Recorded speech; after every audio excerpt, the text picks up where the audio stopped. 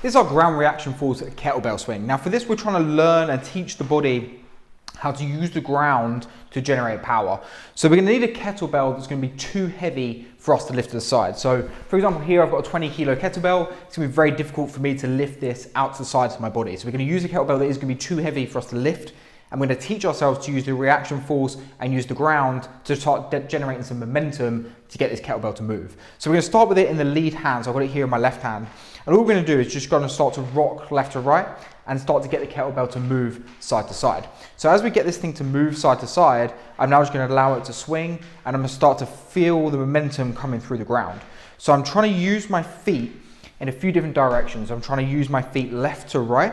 I'm trying to use my feet up and down, and then I'm trying to use my feet as a rotational aspect as well. So we're hitting all three ground reaction forces of our sideways, up and down, and rotational.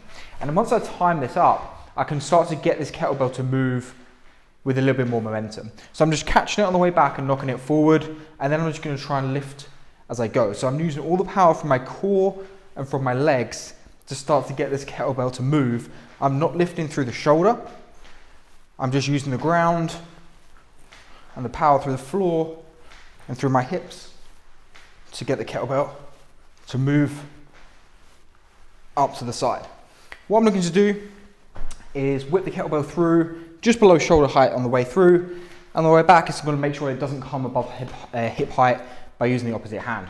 So I'm trying to use the floor, gather momentum, and trying to teach myself to use the ground, use the forces through the big core muscles, through the glutes, to create some power and momentum, using the floor to lift the heavy weight.